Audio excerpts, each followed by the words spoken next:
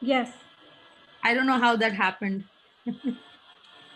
Well, that just shows how important this is and how seriously people are taking this, Sabine. Exactly. So yeah, I And agree. how everyone wants to, what I love most of all is how open you are to everyone coming to the table and offering their opinion, which is significant. No, it's always good to listen to the other side, whichever side it is, because it's good for learning, it's good for growth, and if you're passionate about something, if you don't hear other views, other people's views, then you're stuck in a rut, and you know the vision that you have cannot, you can't further that vision. Absolutely. Okay, we're live now. Great. Okay.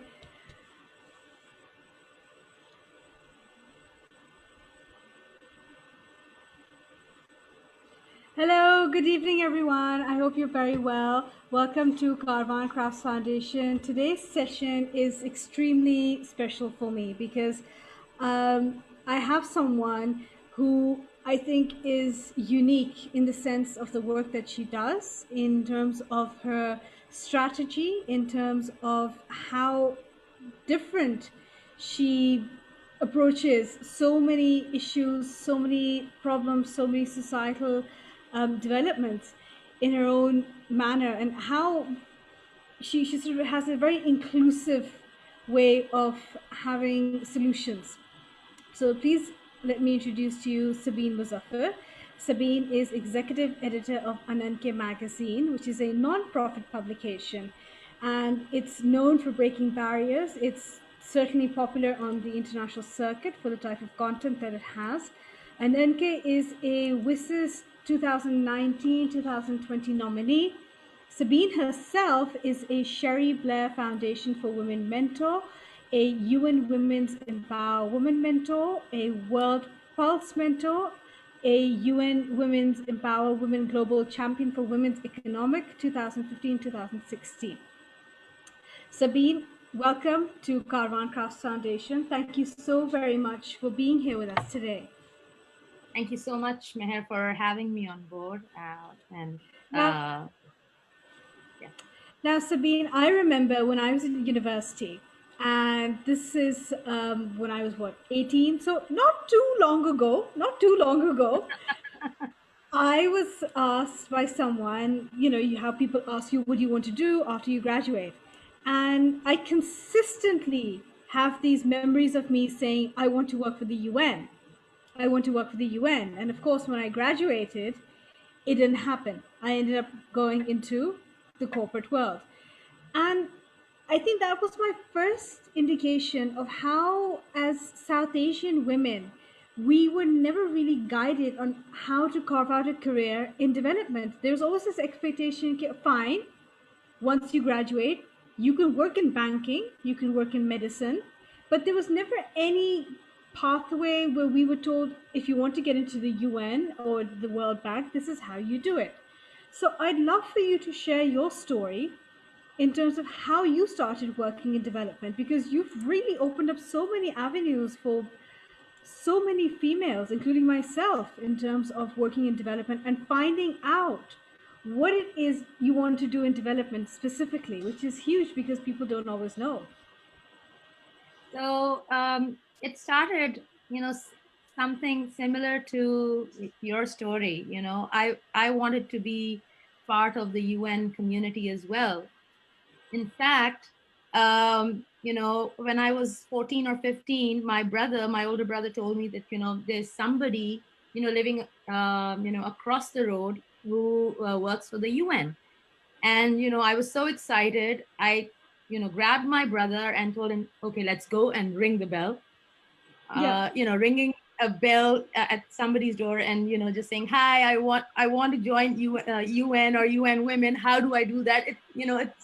It's strange, it's but strange. and yeah, so nothing happened on that front. But I've always been into writing, and my father's a journalist as well. So it has always been in our, I think it's in our blood, Yeah, going way back to my grandfather as well. But I've always loved writing, so that's how it actually began. And Sure. then what happened is, along the way, you're a spectator of so many things that is happening.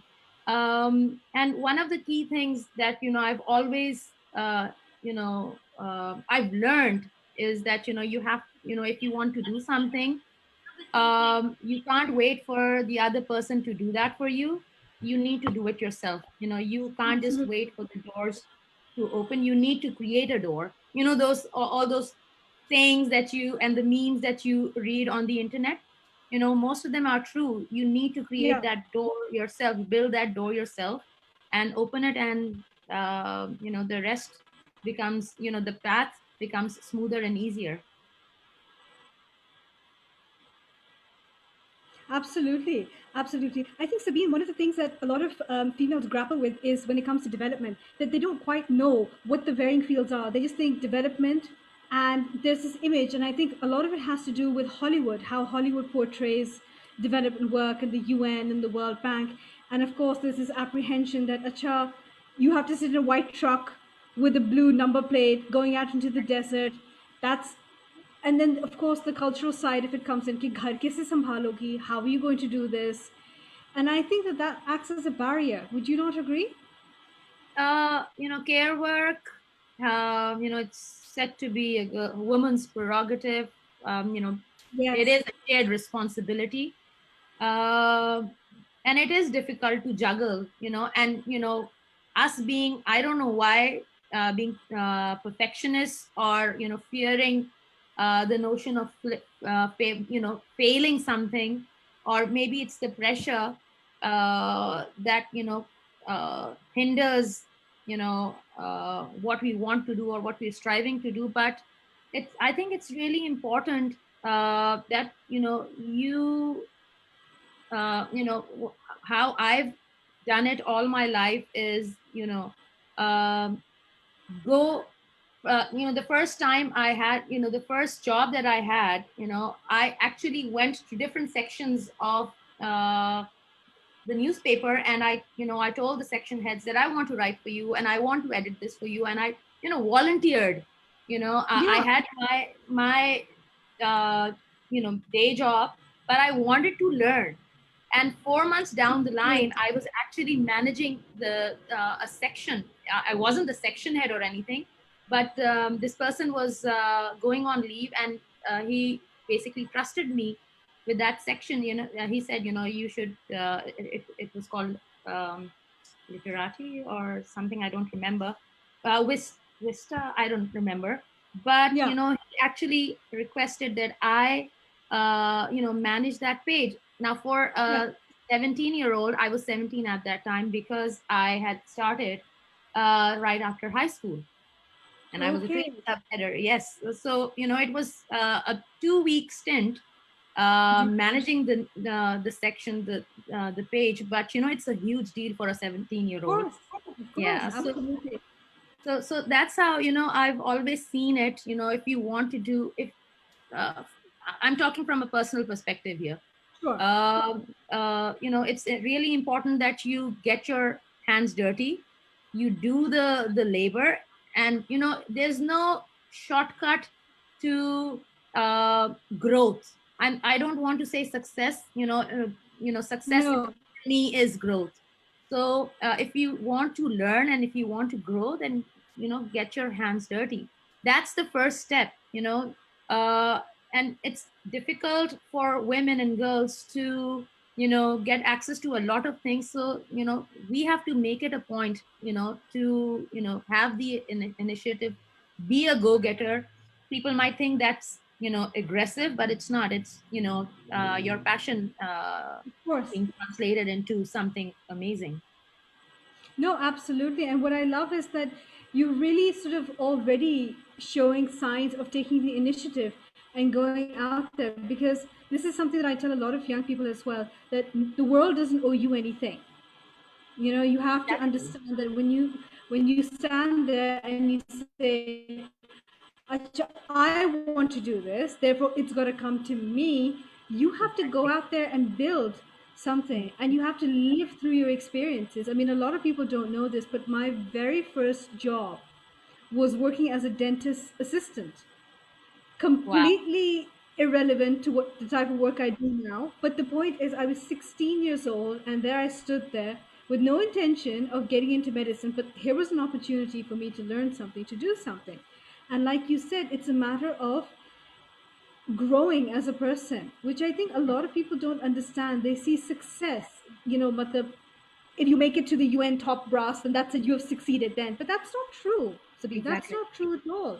You spend a lifetime working. The idea is to keep continuously improving yourself. Would you agree with that? I absolutely agree. The people who are, at one point I aspired to write for Gulf News and Khalij Times. I've done that. Yeah, I love, I wanted to meet Unzile, UN Women's Director. I've met her. yeah, So, uh, these were aspirations of a young girl.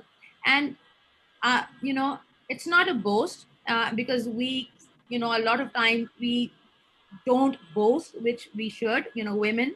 But I've achieved so many things along the way, and I didn't need any entity or any label to do that. I did it myself. And one thing I wanted to mention, yeah, what you reminded me, I saw Enola Holmes, on Netflix, and yes, yeah, Enola was basically crying to Sherlock that doesn't want to be in that particular girl's house, that school. And yeah, Sherlock, he said, every even bad, something that isn't, that you think is not good for you, even that experience counts. So it's all about growth and learning. Even if you don't like doing something and you're dragged, and your parents or anyone drags you and asks you to do some job, I think this in the end makes somebody a wholesome you. Talking about your dentistry stint. yeah, absolutely. So, Sabine, what was your first, after you did your stint in journalism and you managed the pages, what was your first official job then? I was assistant. I was a trainee sub editor doing the leisure pages. The comic strip pages. So I was, Oh wow, the letter pages. That's yeah, hard. really. I just needed to collect all the strips, the syndicated strips that Sure. came to us, and No, just send them to the. the letters page is hard because I remember we're going to compare notes here now, because I remember when it came down to, people love writing long essays and you had to cut it down to the essence of it. And of Yes, course, once or twice somebody would ring up and they'd say, "This isn't what I wrote," and you're like, "Yes, I know, but you have to understand space is limited." So I exactly. personally always used to find the letters page very, very, like, I would try to give it to my colleagues. Not the letters page, the leisure page with the comic strips. The easiest Okay, page. gosh, that's none of it is easy, Sabine. I think anyone who works in language will agree with me that none of it is easy, because Yeah, here's the thing: you become so responsible for what you're putting out there, for what others are going to read, and others are exactly, going to form exactly, their thoughts and opinions on. It's a huge responsibility. But exactly. then, Sabine, how did you get into where you are now, in terms of your role is more on female empowerment? Did this also come about? Were you aware of, were the incidents that caused you to become aware of these issues surrounding females, apart from being a female yourself? So when you're living in a patriarchal society, even no matter how privileged you Yeah, are, and we do belong to a privileged society, Patriarchy still, Absolutely. yes, and patriarchy still reeks from every nook and cranny of our society. So that's one thing. The other thing is, uh, we have our domestic help, and I always quote this. And her cousin, who we used to meet and play. She was very little, and I saw her grow up, get married, Oh, and then get shot by her brother in the name of honor. So that was oh, another thing. Yeah, so that was another thing that that is that's something that really is close to my heart. Not in a nice way. no, Um, no. and one thing I always quote is my grandfather. um, uh, this was some 70, 80 years ago. So my grandfather, who by the way was a companion of Fez Sahab, Fez Ahmed Fez. Um, yeah. So he basically, he was in his, at home, and there were some shouts outside, and he walked up to the window to see what was going on, and then he saw three or four burly looking men hitting a woman. So he went out, and he pushed them aside. There was like a huge crowd there, but no one was saying anything because they were afraid. So my grandfather went out, and he pushed those people away and spoke in Pashto with them. Yeah. uh, they were they were Pathans as well. And this has nothing to do with any ethnicity.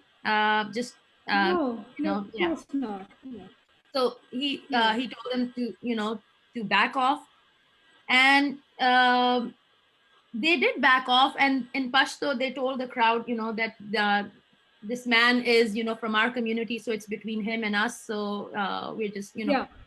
and the crowd dispersed, and the things were resolved. And bottom line is, my grandfather was able to protect a woman who was being hurt, who was being beaten. So these are a few things that have really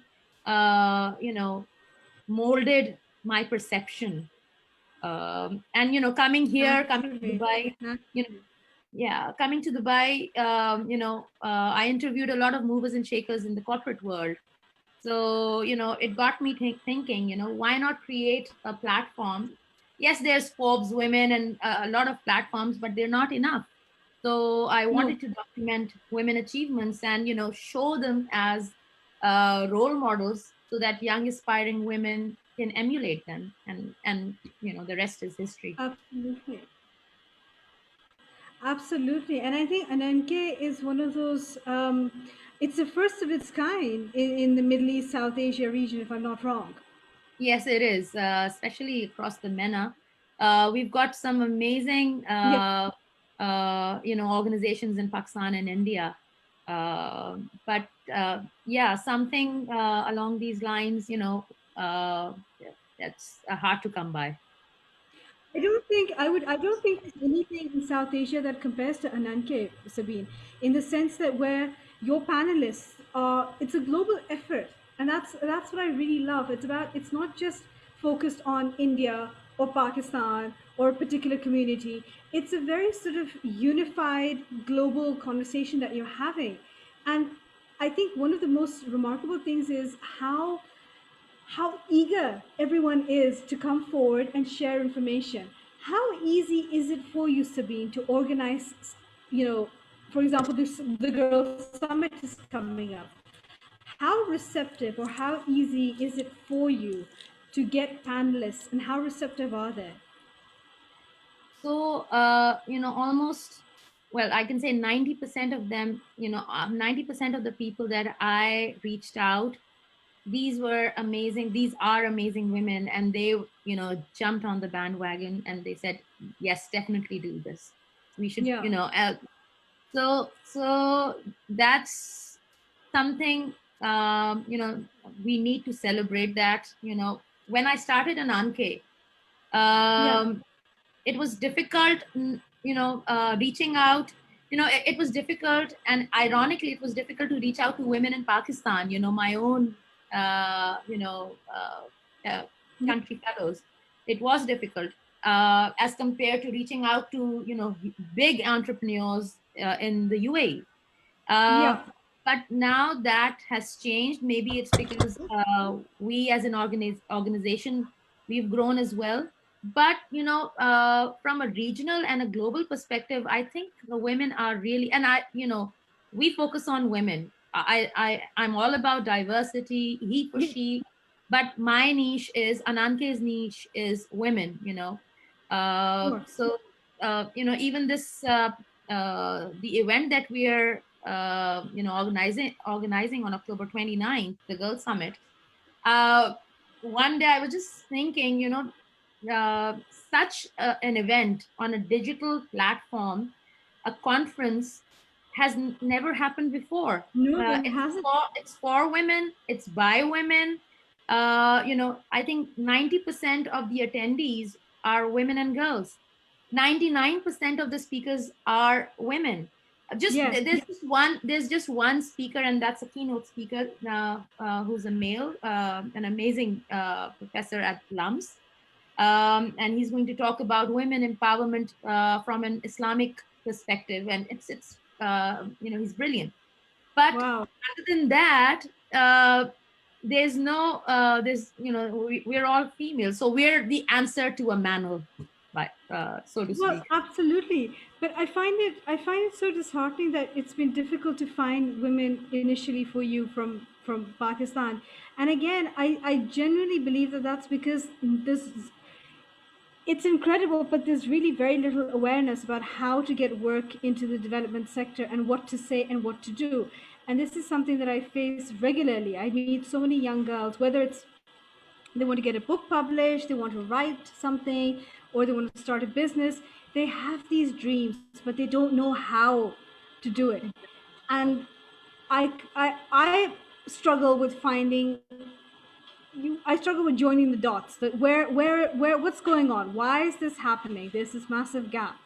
So to see someone like you from a South Asian community come on and really set up this platform, I keep thinking, why haven't others done this?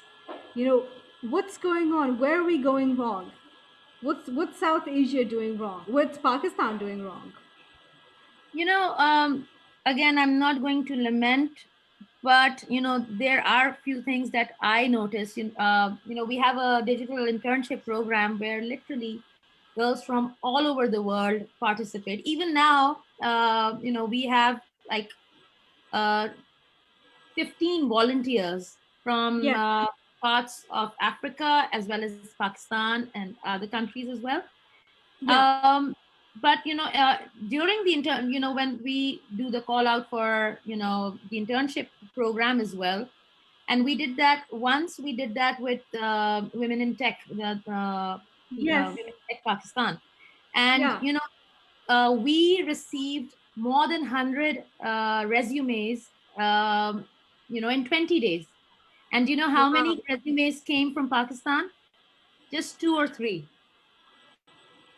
Yes, Again, I'm not even kidding. And this was a cohort which had girls from Belarus, from China, from Tunisia, from Ghana, from Nigeria, from Malawi, Somalia, and Bangladesh, India.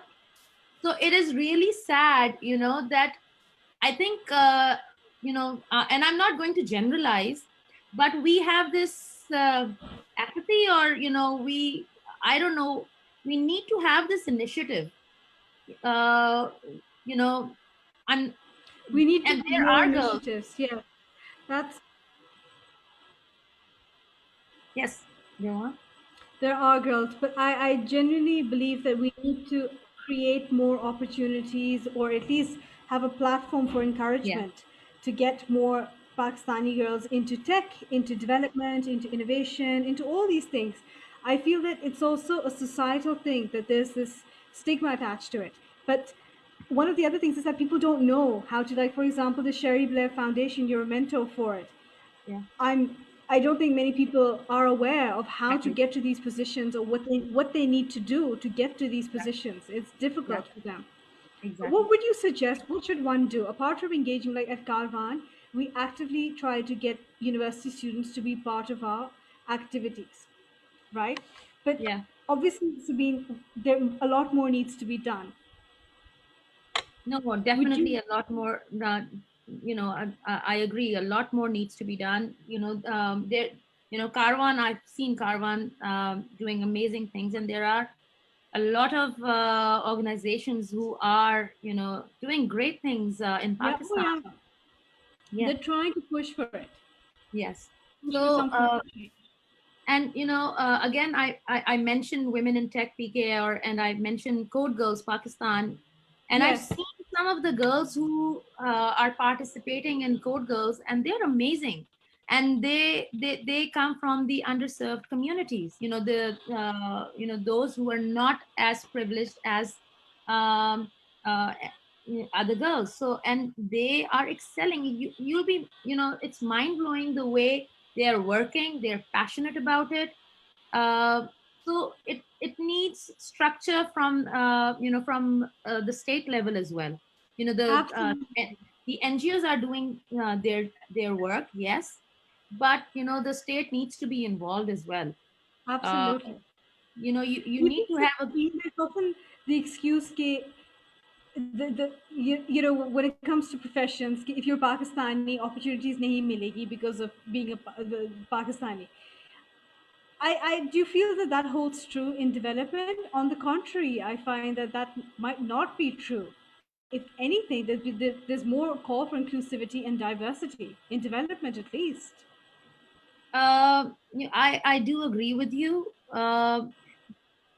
that if you put your mind to it, you can, there are opportunities, and we've Yes. seen women, not just the development.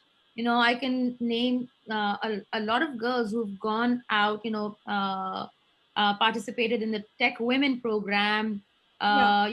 Jaya Rajwani, she was an intern for an cave, then she was onboarded, she on Auratraj, and they Auratraj basically became, or Sabah Khalid and Jaya Rajwani became MIT Yeah. solvers. So, Yes. so what I'm saying is, you need to have a vision, but you need to have people and organizations who are working, who are helping you achieve that. Because a young girl who doesn't have access to a lot of things won't be able to uh, to you know to follow the path to success in development, or or even entering the path, entering the development sector. So you need, because I remember when I was young, I didn't know anything, how to apply for a scholarship, or how to apply for, a college in the US or in the UK. Um, so, Absolutely. so it's really difficult for a young girl, 16, 17 years old, even though now we have the internet, but not everyone has access to, not I was going everyone to has say, access. Yeah. yeah, So, yeah.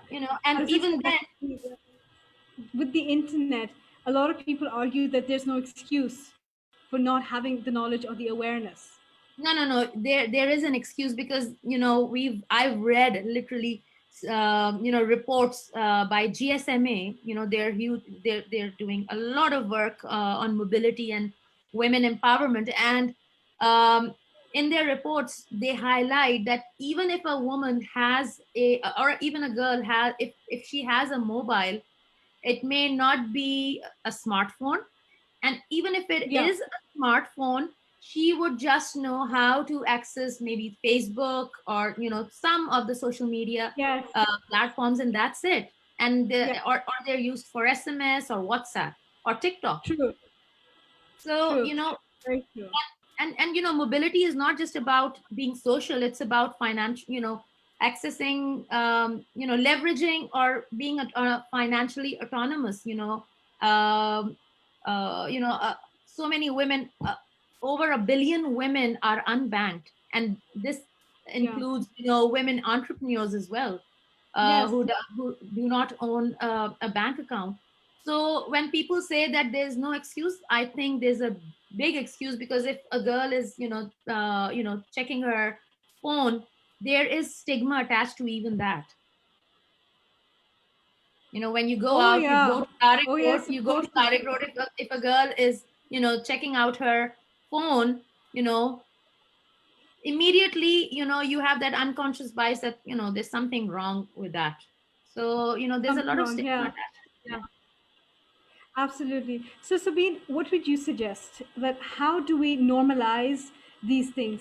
For example, the idea of a smartphone, the idea of technology being in the hands of a woman is something that we still grapple with, let alone get awareness about how to find jobs or what to do in terms of development.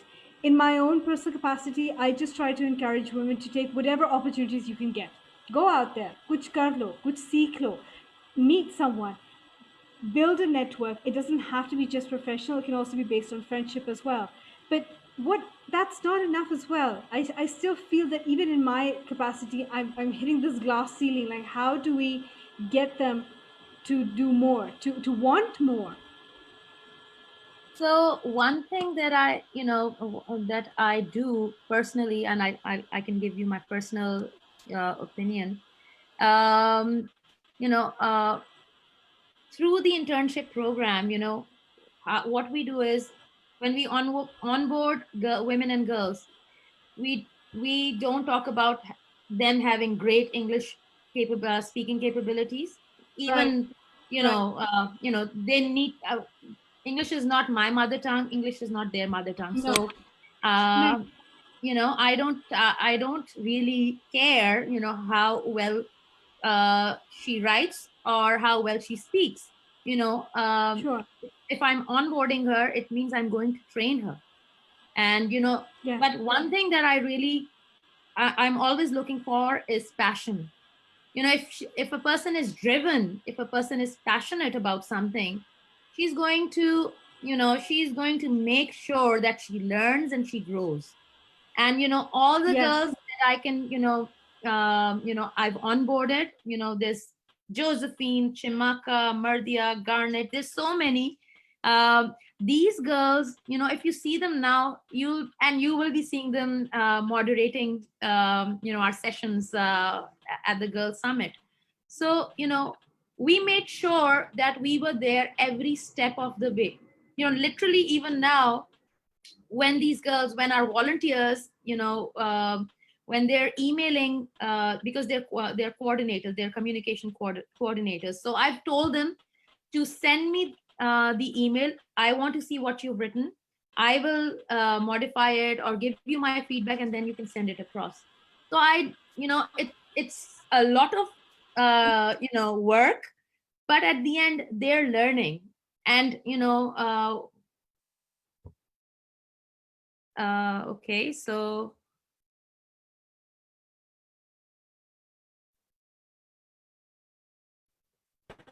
Claire will be here in just a few.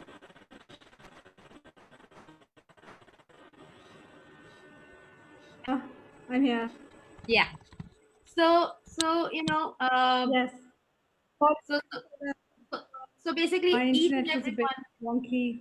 It's okay. It's okay. So as I was saying that we all of us have a responsibility to take care of the person next to you and the person next to her Yeah, or him as well. So yeah, if we think yeah. that way, we can help the other person. And growth, you can't stop somebody who's passionate and driven and wants to do something. They just No, need a little bit absolutely. of push. So Absolutely. yeah. Absolutely. Sabine, I said I'd take 30 minutes. We're now hitting 40 minutes, so let's wrap up your session with 10 minutes over.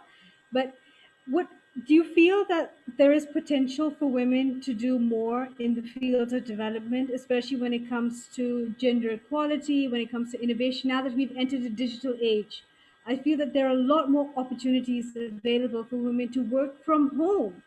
I mean, I work from home and I find that with technology, it's made my life easy, and I'm able to do a lot more than compared to, say, when I first started working, more than a decade ago, when one Yes. had to take the train and the bus and walk to office, Yeah. and then now it's a lot easier. Do you feel that more and more women will want to get involved, I khudi, think by yes, themselves, take the initiative? yes, yes, definitely. I think, and they should get involved because when you're talking about innovation, when you're talking about development, any sector, it's it's overrun. And no offense to men, I'm not, I'm No, no, no, I'm absolutely. talking about diversity and inclusion here.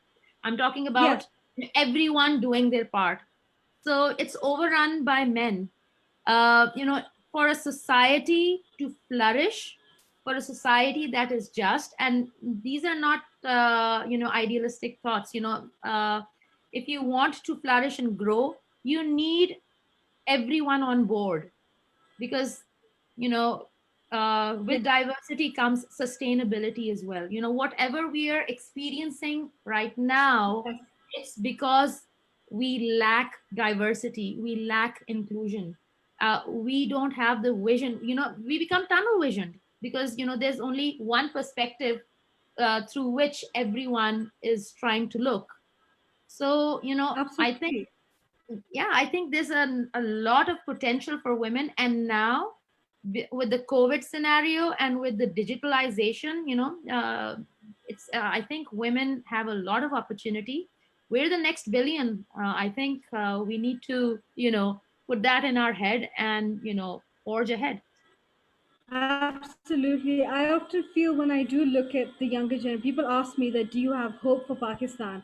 And admittedly, there was a time when I used to think there's no hope. But now, when I see the type of content that girls are creating, Pakistani girls are creating, in terms of owning their identity, their bodies, their minds, and opening up dialogues, I do feel that there is hope, especially since more and more women are coming to the fore. Of course, Sabine, every country has its problems. No Yeah. country is free. There, I mean, women are still pushing boundaries. They're still striving to break that glass ceiling. But I have a lot of faith in digital empowerment, which is why I'm always going on and on about digital literacy and how important it is. Yeah. Yeah. Um, do you feel that with the advent of these free software programs and everything, that if girls want to make a difference, they should definitely be more digitally literate? It's a Yes. little heartbreaking when I hear about young girls saying that, oh, I want to set up a business. And you think, oh, that's wonderful. Okay. Do you have a website? No. Acha. All right. Fine. Do you have a blog, a WordPress blog? No. That's when I get like, how could this be happening? How can this be happening? Yeah, But it boggles the mind as well. Girls want to set up something, even a Facebook page. yes, um, it's easy to set up. And again, it's all about initiative as well. A Facebook page is not too hard to set up. no, So it is all about how passionate you are about something. And absolutely. if you set that up, again, I'll give you another example. Uh, uh, when I started with Ananke, in August, I started thinking about it, August 2014. And I told my husband, who's from the tech sector, that I'm going to do this, and I'm going to go live in December. And Yeah, him being in the tech sector, he said, are you crazy? You need content for that. yeah, And end of August, how will you go live? I said, I don't care, I'm going to go live in December, first week of December. yeah. And I began talking to people and doing interviews, writing. Of course, there was there wasn't like a cornucopia of articles or content on the website, but the website Right. was up on the day I wanted it to be up. So I think that's really important. You took the initiative and you decided Exactly. somehow or the other. Sometimes you just have to jump off the cliff. And Exactly.